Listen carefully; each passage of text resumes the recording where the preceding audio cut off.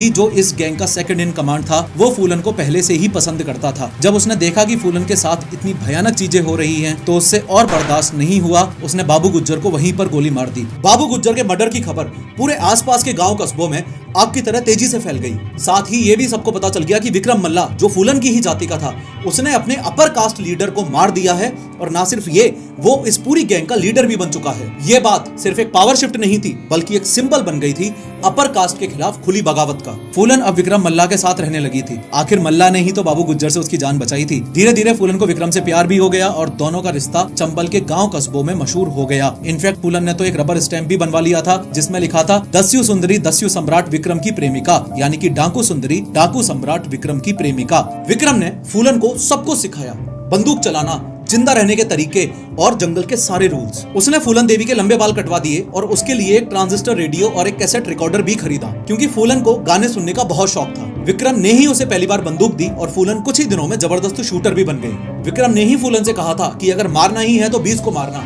एक को मारेगी तो लोग तुझे हत्यारन कहेंगे और फांसी पर चढ़ा देंगे, लेकिन अगर 20 को मारेगी तो नाम होगा और कहानी बनेगी। ये पूरी बात फूलन के दिमाग में प्रिंट हो गई।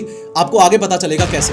एनीवेज, अगले 1 साल तक विक्रम और फूलन ने अपनी गैंग को लेकर चंबल नदी के इन बीहड़ों में डाका डालना शुरू किया। विक्रम और फूलन की गैंग ज्यादातर अपर कास्ट के अमीर लोगों को लूटती थी और वो पैसा गरीबों में बांट दिया जाता था। धीरे धीरे लोग उन्हें रॉबिन हुड से कंपेयर करने लगे। इसके अलावा गाड़ियों को रोककर डाका डालते, अपर कास्ट गाँव और हवेलियां उजाड़ देते, कभी कभी लोगों का कत्ल या किडनैपिंग भी करते। लेकिन हर ऑपरेशन के पहले और बाद में फूलन के कहने पर पूरी गैंग किसी न किसी दुर्गा माँ के मंदिर में जाकर पूजा जरूर किया करती थी। फिर एक दिन फूलन सीधा पुत्तीलाल के गांव पहुंचती है, वही आदमी जिससे बचपन में फूलन देवी की शादी करवा दी गई थी और जो उसके साथ जबरदस्ती किया करता था। वहां जाकर फूलन ने उसे पूरे गांव के सामने खूब मारा और जाते वक्त वहां एक नोट भी छोड़ा, जिसमें लिखा था, अगर किसी ने किसी बच्ची से शादी करने की हिम्मत की तो फूलन उसे छोड़ेगी नहीं, उसे मार दिया जाएगा। ये सिर्फ धमकी नहीं थी, एक वार्निंग थी उन सब के लिए जो छोटी बच्चियों से शादी करके उनकी जिंदगी बर्बाद करते थे। यहाँ एक बात आपको और बता दूं कि इस पूरी गैंग में जो ठाकुर थे, उनको ऑब्वियसली अब विक्रम से दिक्कत हो ही रही थी। आपको पता चल चुका है क्यों। और इसी बीच पुरानी गैंग, मतलब कि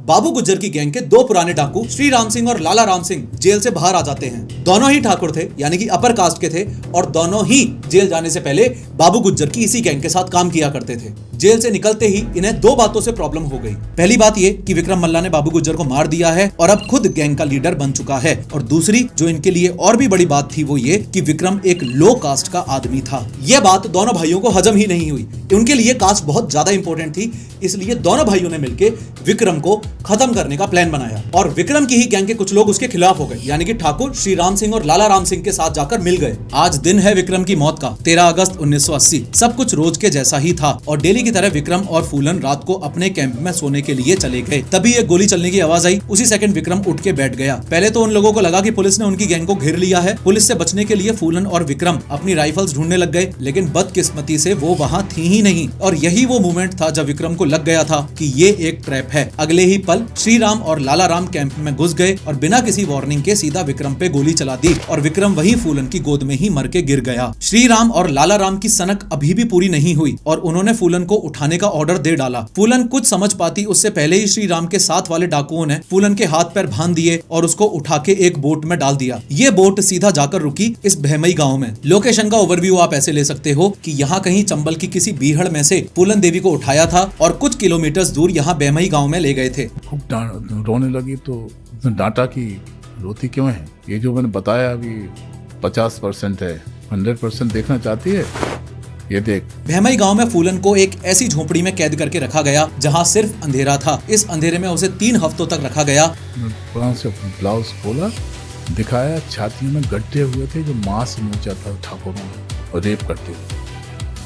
लिटरली ऐसे मांस नोचा। हर रात इस झोपड़ी में कुछ ठाकुर लोग आते थे और 23वें दिन पर तो श्री राम और लाला राम ने सारी हदें पार कर दी। फूलन को जमीन पर घसीट के बाहर निकाला। आगे बढ़ने से पहले एक बार ध्यान से देख लो, बहमई गांव में फूलन को इस वाली झोपड़ी में रखा हुआ है और गांव के बीचों बीच है ये कुआं। श्री राम ने फूलन को इस कुएं से पानी लाने को बोला। पहले तो फूलन ने मना कर दिया, लेकिन उस स्थिति में उसके पास और कोई ऑप्शन भी तो नहीं था। फूलन ने मटका हाथ में लिया और आगे बढ़ी। तभी श्री राम ने फूलन का वो ब्लैंकेट खींच लिया जिससे फूलन ने अपनी बॉडी को ढक रखा था। फूलन के शरीर पर उस समय सिर्फ वो ब्लैंकेट ही था। बहमई के आदमी फूलन को देखने के लिए इकट्ठे हो गए। उन्होंने हूटिंग करना शुरू किया, घटिया कमेंट्स पास किए, उसे देख के हंसे और उस पर थूकना भी शुरू कर दिया। आई होप आप समझ पा रहे हो कि फूलन उस समय किस सिचुएशन से गुजर रही होगी। उसी शाम झोपड़ी से कुछ ही दूरी पर फूलन की गैंग का एक बंदा, ये संतोष पंडित, श्री राम और लाला राम के बीहड़ जाने का इंतजार कर रहा है। उन लोगों के निकलते ही संतोष पंडित चुपचाप इस झोपड़ी में घुसा और एक बैलगाड़ी के पीछे फूलन को बिठा के वहाँ से ले गया। संतोष पंडित फूलन को विक्रम मल्ला के एक पुराने साथी मान सिंह के पास ले गया। कुछ सोर्सेस कहते हैं कि फूलन को वहाँ से भगाने वाला असल में मान सिंह ही था, लेकिन इस बात की कंफर्म डिटेल नहीं मिली है। शुरू में फूलन ने एक मुस्लिम डकैत बाबा मुस्तकीन की गैंग ज्वाइन की, लेकिन फूलन को सिर्फ डकैत नहीं बनना था, बल्कि उसे तो बदला लेना था और बदले के लिए उसके पास अपनी खुद की गैंग होनी जरूरी थी। आखिरकार मान सिंह के सपोर्ट से फूलन ने फिर से अपनी एक नई गैंग तैयार कर ली। 7 महीने तक अपनी सारी ताकत इकट्ठी करके फूलन के सामने वो दिन आ ही गया जब वो अपने साथ हुए उन 3 हफ्तों के जुर्म का बदला ले सकती थी। बात है साल 1981 की और दिन है वैलेंटाइंस डे का। एक बार इस गांव को फिर से देख लो, ये है बहमई गांव और यही है वो कुआं। दिन के करीब 12 बजे फूलन की गैंग पूरे गांव को चारों तरफ से घेर लेती है। चारों तरफ अफरा तफरी मच गई और सारे लोग अपने घरों में जाकर छुप गए। आज ये लोग यहाँ इसलिए आए हैं क्योंकि इन्हें इन्फॉर्मेशन मिली थी कि श्री राम और लाला राम अपनी गैंग के साथ बहमई गांव में शादी अटेंड करने आए हैं। ध्यान से देखो तो फूलन उसी कुएं के प्लेटफॉर्म पर खड़ी है, पुलिस की ड्रेस पहने और सर पर ये लाल कफन बांध के आई है। सबसे पहले उसने मेगाफोन पर चिल्ला के एब्यूजिव लैंग्वेज में गांव वालों को श्री राम और लाला राम को उसके हवाले करने के लिए बोला। फूलन ने ऑर्डर दिया कि गांव में जितने भी आदमी हैं सबको बाहर लेकर आओ, लेकिन महिलाओं और बच्चों को कोई कुछ नहीं करेगा। फूलन की गैंग यहाँ 3 पार्ट्स में डिवाइड हो गई। पहली तो वो जो गांव को घेर के खड़ी थी और पहरा दे रही थी, दूसरी घर घर में जाकर आदमियों को घसीट के बाहर लेकर आ रही थी और तीसरी घरों से कीमती सामान और बर्तन चुरा रही थी। सारे आदमियों को बाहर लाया गया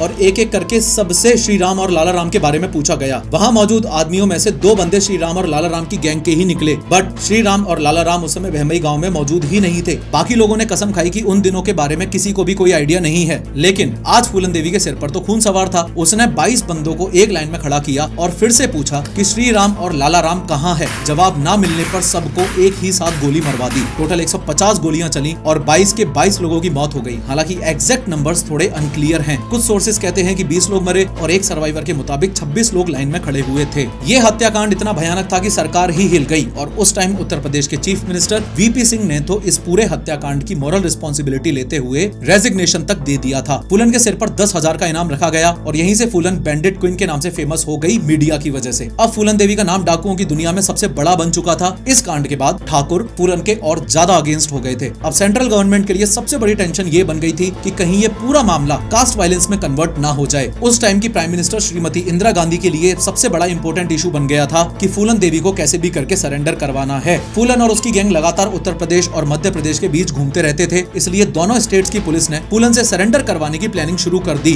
दोनों राज्यों की सरकारें चाहती थी कि बिना किसी खून खराबे के फूलन को शांति से सरेंडर के लिए तैयार किया जाए। उस समय मध्य प्रदेश के चीफ मिनिस्टर अर्जुन सिंह ने फूलन देवी के सरेंडर का जिम्मा भिंड डिस्ट्रिक्ट में posted IPS officer Rajendra Chaturvedi को दिया। राजेंद्र चतुर्वेदी ने अपने पर्सनल कॉन्टेक्ट्स का इस्तेमाल करके सबसे पहले फूलन की मां और उसकी बहन को कांटेक्ट किया। फिर साल 1982 5 दिसंबर की रात को राजेंद्र चतुर्वेदी की मुलाकात एक डाकू से हुई जो कि फूलन देवी की गैंग का ही मेंबर था। वो डाकू राजेंद्र चतुर्वेदी को फूलन देवी से मिलवाने के लिए रेडी हो गया। चंबल नदी के किनारे राजेंद्र चतुर्वेदी की मुलाकात मान सिंह से हुई जो कि फूलन देवी का राइट हैंड था। बहुत समझाने के बाद मान सिंह सरेंडर वाली बात करने के लिए राजेंद्र चतुर्वेदी को फूलन देवी के पास ले गया। कैंप में पहुंचने के बाद फूलन देवी ने राजेंद्र चतुर्वेदी के पैर छुए, उनके पैरों पर 501 रुपए भी रखे, एक तरह से रिस्पेक्ट पे करने के लिए। लेकिन जैसे ही राजेंद्र चतुर्वेदी ने सरेंडर की बात छेड़ी, फूलन गुस्से में आ गई। वो कहती हैं, आपके कहने से मैं सरेंडर कर दूंगी क्या? मैं फूलन देवी हूँ, चाहूँ तो इसी वक्त आपको गोली मार सकती हूँ। मान सिंह बीच बचाव करता है और सिचुएशन को शांत करता है। बाद में फूलन थोड़ा नॉर्मल होती है और खुद राजेंद्र चतुर्वेदी के लिए खाना तक बनाती है। फिर फूलन एक इंपॉर्टेंट सवाल पूछती है कि क्या गारंटी है कि सरेंडर करते ही पुलिस मुझे गोली नहीं मार देगी? राजेंद्र चतुर्वेदी उसे भरोसा दिलाते हैं कि ये पूरा प्रोसेस मध्य प्रदेश के चीफ मिनिस्टर अर्जुन सिंह के अप्रूवल के साथ हो रहा है और इस बात को प्रूव करने के लिए वो ये तक कहते हैं कि अगर चाहो तो तुम्हारे किसी गैंग मेंबर को सीएम से मिलवा दिया जाएगा। फाइनली फूलन मान जाती है, लेकिन तभी उत्तर प्रदेश पुलिस और मध्य प्रदेश पुलिस के बीच फूलन की गिरफ्तारी को लेकर दिक्कतें शुरू हो जाती हैं। भैमई हत्याकांड की वजह से फूलन को लग रहा था कि अगर वो उत्तर प्रदेश गई तो उनकी हत्या हो जाएगी, तो इसके लिए फूलन कुछ डिमांड्स रखती है। डिमांड नंबर 1, वो मध्य प्रदेश में सरेंडर करेंगी। Demand number 2,